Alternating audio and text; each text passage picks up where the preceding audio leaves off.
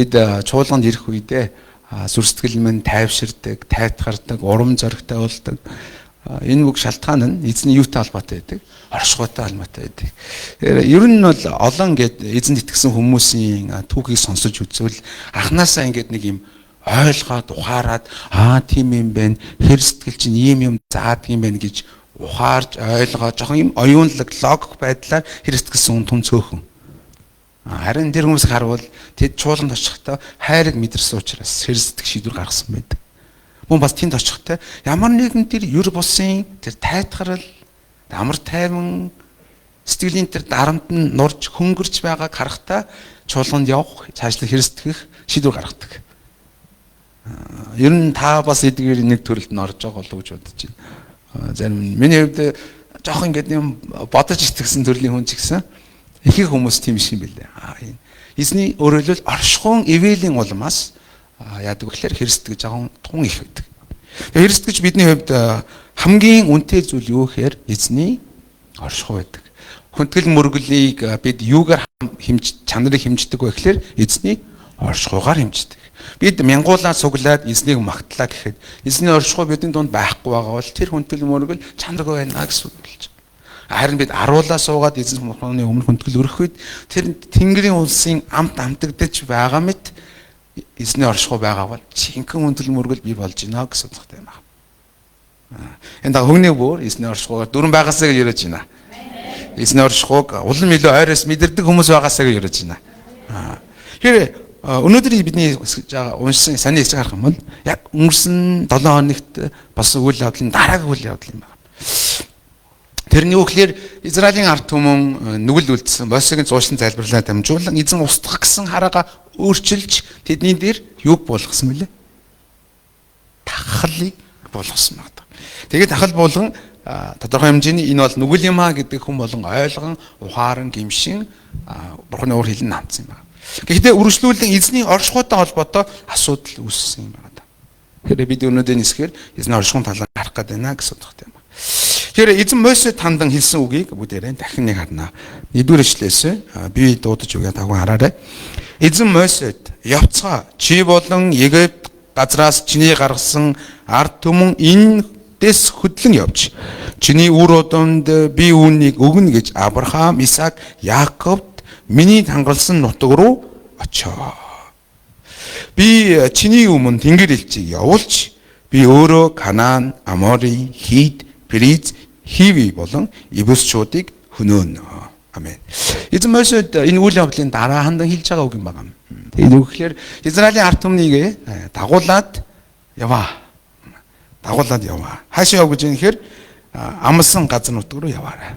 Би Авраам, Исаак, Яаковд амлсан тэр газар руу яваарай. Тэнд байгаа 7 үндэстэн байгаа байхгүй. Нэг Аморигаас ахуулаад Ибусчууд энэ газар нутгийг би хөнөөж өгнө гэж хэлсэн байна. Өөрөөр хэлбэл эзэн хүнээ санаагаа өөрчилсөн гэдгийг бид энэчнээс харж болж байна гэсэн юм байна. Хэдийгээр нэг юм нүгэл үлдсэн ч гэсэн Мосегийн зуушлан залбирлаад дамжуулан хүнэл санаа өөрчлөгдөг эзэн Израилийн ард түмний Канаан нутаг руу яваа. Би та нарын өмнө хэнийг явуулна? Тэнгэр элчийг явуулна. Тэгээд тэр нутгийг хөөн. Тэгээд та нар амлсан газар нутагт очино гэж хэлж байна гэсэн юм. Энэ нэг талаараа ийм бурхан амлалтаа заавал биелүүлнэ гэж байгаа гэдгийг харж болж байгаа юм. Гэтэ энийг харах юм бол бурхан зүгээр Авраам, Исаак, Яаковд амлсан амлалтаа биелүүлэхийн тулд Мосегийн залбирлыг бас сонссон учраас зүгээр та нар яв. Тэнгэр элчээ явна. Ямар ч байсан та нар айлтгүйгээр Канаан нутагт орно юм аа. Харин бурхан энд хөгжлүүл нэг чухал зүйлийг хэлсэн байна. Тэр нь 3 дугаар эшлэл дээр байна. За 3 дугаар эшлэл 3-4-ийг 3. Сүү бал урсан нутаг руу яв. Та нар зөрүүд ард түмэн учраас би та нарыг замд чинь хөнөөхгүй тулд би дунд чинь явахгүй гэв. Ард түмэн энэ муу үгийг сонсоод харамсан гашуудж хиндэж гоёл чимэглээ зүсэнгүй. Харин нэг сонин зүйлийг эзэн үргэлжлүүлэн хэлж байгаа нь та нар явах ёстой. Харин би та нарын дунд явахгүй маа гэж. Би та нарын дунд явахгүй. Хэрэв би та нарын дунд явбал би та нарыг замд чинь хөнөөчж магадгүй байна. Яагаад гэвэл тэр ард түмэн гим нүгэлтэй учраас. Мөн дахин тэр гим нүгэл үйлдэх эрсдэлтэй учраас эзэн бурхан өөрөө хэлвэл би танад амлсан амлалтаа бол биелүүлнэ. Харин би та нарын дунд явахгүй маа гэж хэлж байна гэсэн юм аа. Энэ чинээс бид нэг чухал зүйлийг харж болох нь юу гэхээр Бурхантай хамт алхаж байгаа хэрнээ түүний оршихуугүйгээр явах боломжтой юм аа гэдгийг харж болдог юм аа. Өөрөөр хэлбэл бид 7 хоног болон чуулганд ирж байгаа хэрнээ бид эзний үгийг уншиж байгаа, тунгаан бодож байгаа, нүдэн айнаад эзэн бурхан руу хандан залбирж байгаа хэдийч бидний дотор эзний оршихуй хангалттай хэмжээгээр дүүрэн биш байж болно гэсэн үг юм. Зүгээр л бид бурханы гуйл залбирлаар дамжуулан бурханы амласан амлалтыг хүлээн авч болно. Харин бурханы оршихуй бидний дунд байхгүй байх боломжтой юм а гэсэн юм аа. Нөгөө талаар бид нэг маш чухал зүйлийг харж болох нь гим нүгэл үйлдэх үед цаашлаад гим нүгэл үйлцээр байх үед эзэн бурханы оршихуй бидний дундаас холддог юм аа гэсэн үг юм аа. Хэцүү гэж гисэн амин. Энэ чухал үг юм шиг. Тэгэхээр бид нэг чухал зүйлийг ойлгох ёстой нь гим нүгэл гэдэг зүйл.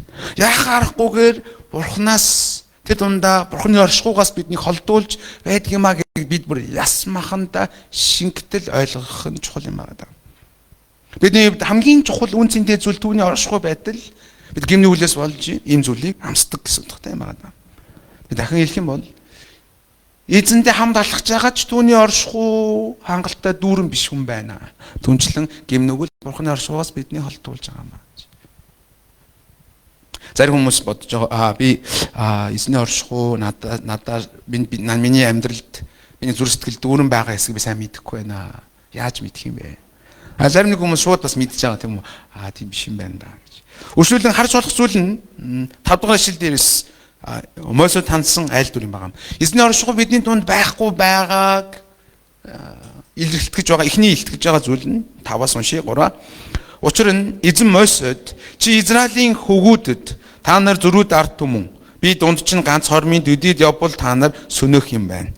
Одоо тэгэхээр та нар гоё чимгэлээ тайл би та нарыг яахыгаа шийднэ гэж хэл хэмээн айлцсан юм. Тиймээс Израилийн хөвгүүд Хероб уулнаас цааш явхдаа гоё чимэглээ тайлж хайваа. Амен. Эзэн би та нарын дунд явахгүй.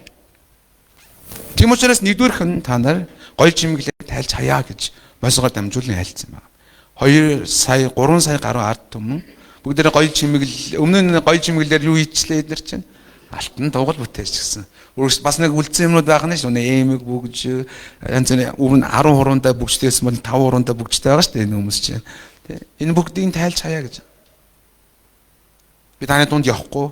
Би танд яхаа шийднэ юм. Өөрөөр хэлбэл эзэн бурханы оршихуй бидний дунд байхгүй байгааг илтгэж байгаа ихний зүйл та нар гоё чимэглээ тайл юм аа. Энэ нь одоо үеэр юу гэж илэрхийлж байгаа вэ гэхээр тийм гоё чимэл юг харуулж байгаа гэхээр өнгө цус баяр хөөргийг харуулж байгаа. Эзний оршихуй биднээс холдох үед бидний амьдралын итгэлийн амьдралын тэр өнгө төрх тэр баяр хөөр баясал амт тэр зүйл алдагдаж эхэлдэг юм аа. Миний амьдрал дээр бурхны оршихуй байна уу? Дөрөн байна уу, үгүй байна уу гэдгийг бид энэхүү баяр хөөр гихч зүйлээр шийдэх харах боломжтой юм байна. Авралын баяр хөөр гихч зүйл юм. Таны итгэлийн амьдрал өнгөтэй, төрхтэй, баясалтай, инээд хөөртэй, үргэлжийн ийм амар тайван дотор байгаа бол та эзний оршихуйгаар явж гинэ гэж хэлж болно гэсэн үг. Харин эсрэгээрээ таны амьдрал дээр гоё чимгэл байхгүй амьдрал мэд жоохон гунигтай, баруун, хүнд, дарамттай, өнгөхгүй зөвхөн яг нэг л хэвийн юуны төлөөч байгаад байгаа гэдгээж ойлгохгүй байгаа юм шиг энэ хэвийн байгаа бол бид эзний оршихуй бидний дунд байхгүй байж магадгүй байна гэдгийг харах боломжтой гэсэн утгатай юм шиг. Яг үнэндээ Мосегоор дамжуулан би та нарын дунд байхгүй. Та нар нүгэл үлдсэн, магадгүй цааш нүгэл үлдсээр байх учраас үлдэх юм би та алдчих магадгүй гэж зүгээр хилээд өнгөрөх юм бол эзрэл хартаа эзний хариун оршихгүй бидний дунд байхгүй юм сүртэй ингэж бодож магадгүй юм байна. Тиймээс бодтойгоор харгуулахын тулд нэгдүгээрх нь эмэг бөгж чимэглээ тайлж хаяараа гэж хэлж байгаа гэсэн. Малж юм уу? Тэгэд энэ бол болохгүй зүйл, энэ бол гонигтай зүйл, энэ бол баяр хөөр, баясалгүй зүйл юм а гэдгийг харуулахын тулд юм а. Яг үндэ бид гим нүглээс болж эзний оршихуй биднээс холдох үед бид авралын баяр хөөргч зүйлийг алддаг. Яг үндэ. Та нэг магадгүй итгэлийн хүний хувьд цөөнгөө удаа мэдэрч байсан болов уу гэж бодож байна. Яг л чимэггүй явж байгаа хүн адил. Тэрхүү итгэлийн чимэг баяр хөөр гэж зүйл байхгүй. Хоёрдугаарх нь эзэн тэднэрт байхгүй, тэдний дунд байхгүй гэдгээ боддоор харуулсан зүйл нь асрыг холдуулсан явдал юм. 7 дугаар эшлэлдээс харагдах юм. Мосе хамт уншлаа. Мосе майхан авч хуарангийн гадна хуарангаас нилээд зайдуу барьж түүнийгээ уулзалтын майхан гэж нэрлэв. Тэгээд эзнийг хайсан хүн бүр хуарангийн гадна байгаа уулзалтын майханд очдог болов. Мосег асар руу явах бүрд бүх ард түмэн босон хүн бүр майхныхаа үүдэн зогсож Мосе асарт ортол араас нь ширтэн хардаг байв. Мосег асарт орох бүрд үүлэн баган буун ирж асрын үүдэн тогтоод эзэн Мосетэй ярьдаг байв. Бүх ард түмэн асрын үүдэн тогтсон буй үүлэн багныг харахтаа хүн бүр майхныхаа үүдэнд босож нүг байваа. Амен. Хоёрдугаарх нь яасан бэ гэхээр эзэн Мосе Израилийн хуарангаас гадна эзний асрыг барьж байгаа гэж. Тэгээд үүнийг уулзалтын майхан гэж нэрлэлээ. Уулын бид түүхийг өмнөх хэсгүүдийг харах юм бол энэхүү уулзалтын майхан гэх зүйл Израилийн ард түмэн яг голд нь байсан юм. Яг голд нь байрлаад энэ талд нь 3, энэ талд нь 3, энэ талд нь 3, энэ талд нь 3 овгууд түүнийг тойрон хөдөлдөг байсан юм. Тэгэхэд тэдний гим нүглээс болж эзэн тэдний дунд байхгүй гэсэн айлдвараас болж яасан бэ? Энэ асрыг хуарангийн бүр гадна авчихсан юм гэсэн байна. Шал хол газар авчиж энэ асрыг тавьсан байна. Энэ чинээс би чухал зүйл харж болж байгаа нь Мосе эзэнтэй уулзахын тулд хуарангаас гарна гэсэн үг. Тэгээд тэнд очно гэсэн байна. Тэд Израилийн ард түмэн холоос л их эзний оршихуйг харж холоос л эзэнтэй уулзж байгаа хүмүүс хүний тэр дундаа Мосегийн дүр төрхийг харах боломжтой байсан гэсэн юм. Тэдэнд харахаас биш хазгын заяа байхгүй болсон гэсэн утгатай юм. Ойлгож байна уу?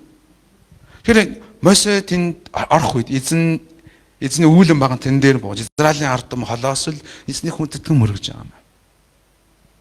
Өөрөөр хэлбэл гим нүглээс болж эзний оршихуй биднээс холдох үед төрдөг хоёр дахь зүйл юу гэхээр Бурхан биднээс асар хол мэд санагддаг явдал юм аа. Бурхан надаас маш хол байгаа мэд санагддаг тэр байдал. Бурханыг би холоос л дуудаж, хашгирч, залбирж байгаа мэд санагдж байгаа байдал. Өмнө нь яг л Бурхан миний хажууд байгаа мэд. Бурхан надтай ойр татна байгаа мэд санагддаг байсан бол дараа нь Бурхан тэр хол байгаад магадгүй над руу хараад ярваж байгаа юм шиг харж байгаа тэр мэдрэмж. Магадгүй Бурхан миний гуйл залбирлыг сонсохгүй байгаа мэд санагдж байгаа тэр байдал. Бурханы оршихуй биднээс холдож байгаа гэдгийг бодит илэрлэх гэсэн юм байна. Израилийн ард түмэн чимэг зөөж чадахгүй болсон үедээ мөн бас эзний уулзалтын майхан хуарангаас гадна очсон байгааг харах үедээ эзний оршихуй өөрсдийн дундаас холдсон юма гэдгийг бодтойгоор мэдсэн гэсэн утгатай юм аа. Нэг талаараа эзний оршихуй тэдэнд ямар чухал юм бэ гэдэг энэ бодит үйл явдлаар харуулж байгаа гэсэн утгатай юм аа. Бурхан надаас асар хол мэд санагдах үед Бурхантай ойр байгаа хүмүүс жоохон хатаархдаг. Тийм биш гэж юу? Заримдаа энэ хүн яаглаараа ийм их ивэлтэй, ийм их баяр хөөртэй, яжланч бүтэмжтэй гоё яваад байт юм болоо. Тэр яаглаараа миний итгэлийн амьдрал ийм биш байгаа юм болоо. Над дээр л бөөн зовлон байгаа юм шиг. Энэ хүний залбирлыг Бурхан яагаад сонсоод минийхийг яагаад сонсохгүй байгаа юм шиг байт юм болоо. Шатгаан нь эзний оршихуй юм аа биш. Тэр өөрөөр хэлбэл энэ юу харуулж өмнө хэлж байсан жишлэн эзэн Бурханы ард түмэн хэрнээ эзэн Бурханы оршихуйгаас хол явах боломжтой юм аа гэсэн утгатай юм аа.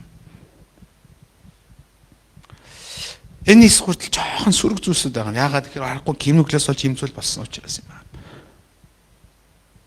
Хэрвээ танд авралын баяр хөөр гихч зүйл цаашлаад мөн Бурхан танаас асар хол мэд санагдж байгаа мэдрэмжүүд байгаа бол та өөрийн гимнүглийг эргэнийг харах хэрэгтэй болчихжээ гэсэн үг юм аа. Магадгүй та өнгөрсөнд шийдвэрлээгүй гимнүгэл эсвэл одоо ч үйлдэлсээр байгаа гимнүгэл байгаа юм биш үстэй юм аа. Гим нүгэл гэж зүйл яах аргуугаар биднийг Бурханаас холдуулж байгаа. Хамгийн энгийн жишээ Адам Ев шүү дээ. Тэр хоёр гим нүгэл үйлдсэн учраас эдийн цэцэрлэгээс яла хөөгддөг. Тэнд эдийн цэцэрлэг дотор байх боломжтой ч байсан. Гэхдээ гим нүглээс болж хөөгдөж байгаа. Учир нь гим нүгэлтэй нэг эзэн Бурханы оршихуйд хамт байх боломжгүй учраас. Энэ түүхийг бид бас Давидын шинээс харж болдог. Давид Батшабатай завхарсны дараа тэр хэсэг хугацаанд аргалах гэж оролдоо зөндөө юм болдог тийм. Натан иш сүлшээ дамжуулан гим нүгэл ишлэгдсэний дараа Давидын дуулсан дуу тийм үү? Эзэн та миний дотор цэвэр зүрхийг бүтээж миний дотор зөв сүнсийг байгуулаач. Цаашаа нь уршуугаас намайг бүү холдуулаач. Та өөрийн хариу сүнсээ адаас бүү аваач. Цаашаа нь та авралын баясгалаа надад үүргэн өгөөч. Миний дотор зөв сүнсийг байгуулаач.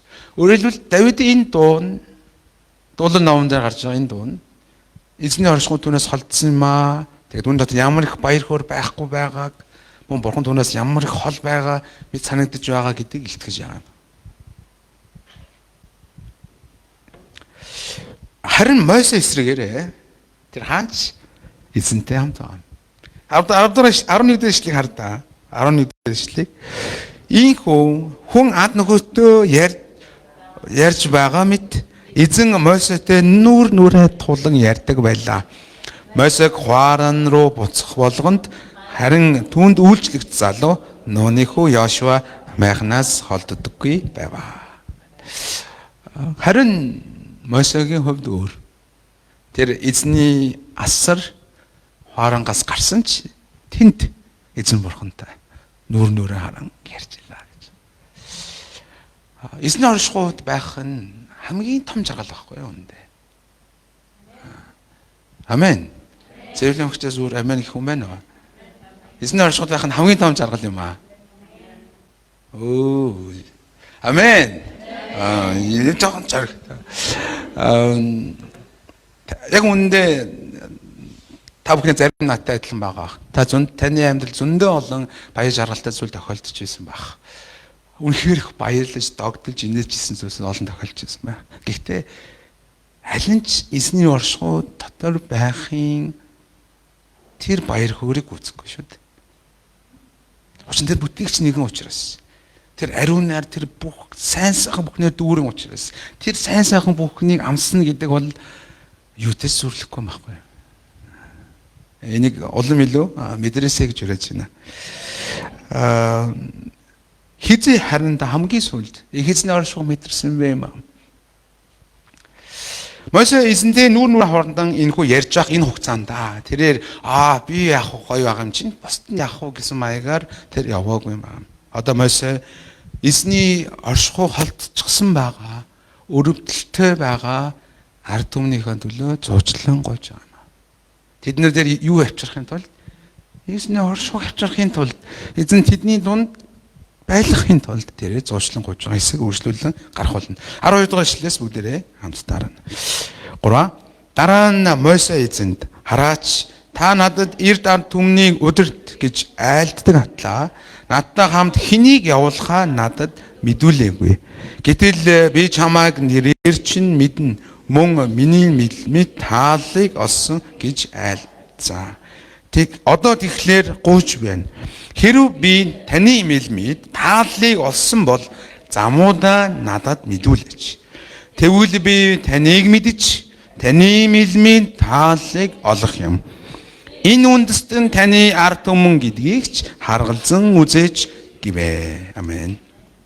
Мосегийн хугуултыг харах юм бол та намайг яв гэсэн. Та надад хэнийг явуулахаа хэлээгүй гэж. Яг үндэ хэнийг гэдэг үг маань грек хэл, еврей хэл дээр хүндэтгэлийн үг байхгүй. Жогон хүндэтгэлийн маягаар хэнийг явуулахаа хэлээгүй гэж хэлж. Тойруу байдлаар энэ үг хэлж байгаа нэхээрээ та бидэнтэй хамт явахгүй мүү гэдэг санааг илтгэж байгаа гэсэн юм аа. Нөгөө талаар 13 дахь ишлэгийг харах юм бол тааллыг олсон бол замуудаа надад мэдүүлээч гэж. Та өөрийнх нь замыг мэдүүлээч гэж хэлж байгаа үг нь та бидэнтэй хамт явахгүй мүү гэдэг санаа дахин илтгэж өгч байгаа юм аа. Мосегийн гуйлд харах юм бол бурхан минь хэрвээ би таны өмнө тааллыг олсон бол уул тааллыг олсон байгаа шүү дээ тийм үү? Тийм учраас нүүрээ хүнтэй ярьж байгаа юм шиг ярьж байгаа шүү дээ. Энэ боломжийг ашиглан би таны өмнө тааллыг олсон бол та энэ ард түмэнтэй хамт явж өгөөч гэж гуйж байгаа гэсэн. Өөрөөр хэлбэл Мосегийн хувьд тэр маш чухал зүйлийг мэдсэн тэр нь. Яхааргүйгээр эзний оршихуй байж жил жинхэнэ итгэлийн амьдрал жинхэнэ өнгөтэй баяр хөөртэй байна гэдгийг ойлгосон. Мөн бурхны оршихуйтай байж жил тэр хүчтэй ялалтай байна гэдгийг ойлгож байсан байна. Тиймээс боломжийг ашиглан бурхнаас таны мэдмийн тааллыг олсон бол минь бас таны ард түмэн учраас та бидний дунд яваач гэдгийг арай жоохон тойрон маягаар илэрхийлж залбирсан гэсэн үг. Бидний бурхнаас гуйж байгаа гуйлтуудын ихэнх хувь нь ямар төрлийн гуйлтууд байна вэ юм аа? Бид ихэвчлэн бурхан минь тэгэж өгөөч, ингэж өгөөч, ийм байна, тийм байна. Магадгүй ингэж гуйж иж болох юм аа. Энэ буруу биш. Угаасаа бид энэ зүйлийн төлөө гуугараа гэж эзэн бидний хэлсэн юм аа. Тиймээс бид өрөвдөнийхэн төлөө, өөрсдийнхөө төлөө, ажил гэрийн төлөө байнга залбирлыг явах. Гэтэл нэг чухал зүйл байна. Хамгийн чухал гуйлт бол бурхны оршихуй тантай хамт байхын төлөө гуйх юм. Бурхны оршихуй таны үр хүүхдүүдтэй, таны гэр бүлтэй хамт байхын төлөө гуйх гуйлт юм аа. Учир нь бурхны оршихуйг хамт байхын төлөө гуйна гэдэг бол бусад бүхнийг давхар гуйж байгаатай адилхан зүйл юм аа. Өөрөөр хэлбэл хүүхэд аваа хүрэгчин дотор байгаа альмиг надад өгөөч гэж гуйхаас хүрэгч надад өгөөч гэж гуйх нь хамаагүй илүү шүү дээ. Дэмгүй юу? Өөрөөр хэлбэл бурхны оршихуй дотор тэр бүхэн байдаг учраас юм байна. Та бүхний хамгийн их гуйдаг зүйл эзний ариун оршихуй байгаасаа гэж уриалж байна. Дэлхийд бас нэг үе алдартай байсан нэгэн пастор байдаг байхгүй. Тэр ТВ Жошуа гэдэг пастор юм аа. Энэ хүний түүхийг харуул тэр хүн 24 цагийн турш байн эзний оршихуйг гуйн залбирдаг хүн байдаг. Тэр хүн байнга эзэн минь намайг хосолж өөрөөрөө дүүргэж өгөөч. Намайг хосолж өөрөөрөө дүүргэж өгөөч. Минь дотор байгаа муу мухайг авч таны сайн сайхнаа дүүргэж өгөөч. Байнга хорон бүрт хүнтэй ярьж байхдаа, алхаж байхдаа байнга ингэж залбирах хичээдэг хүн байна. Тэр хүн ингэж байнга 24 цагийн турш залбирдаг учраас түүгээр тэр хүнээ дамжуулан олон эдгэрлүүд, чөлөөллүүд, гайхамшгууд бий болсон байдаг юм. Тэр олон ажлыг хийсний нууц бол яг тийм зүйл байдаг. Эзний оршихуй байна.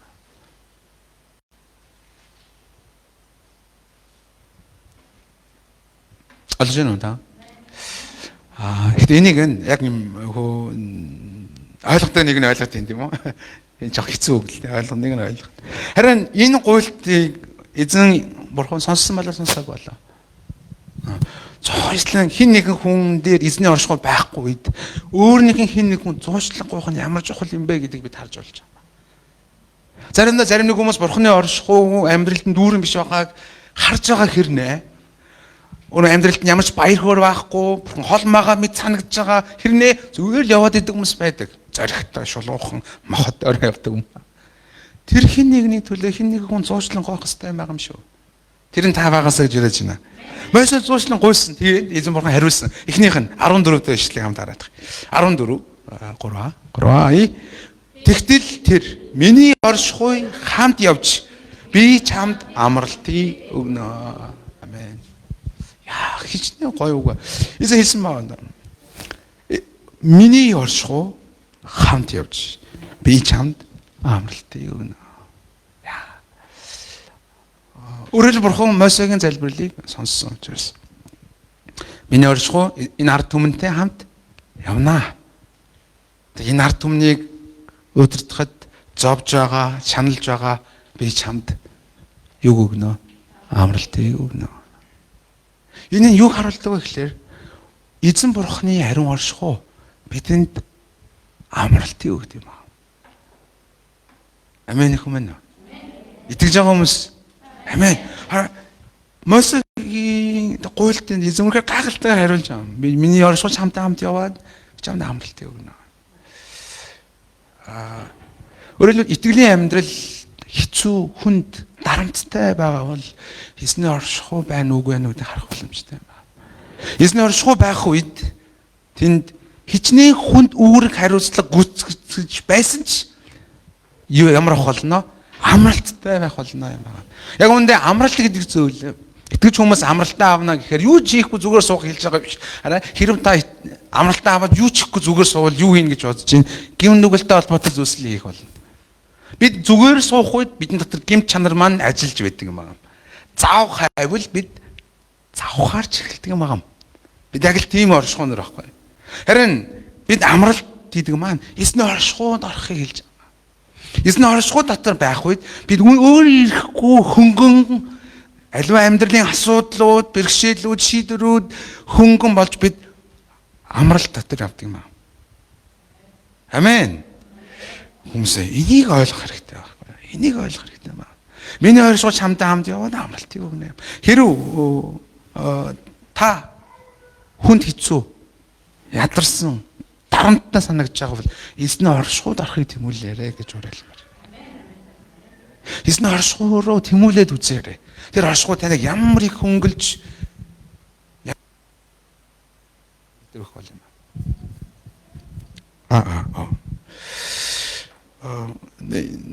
Тийм учраас эзний оршихуй хүсэмжлэх хүмүүс байгаас гэж өрөөж байна.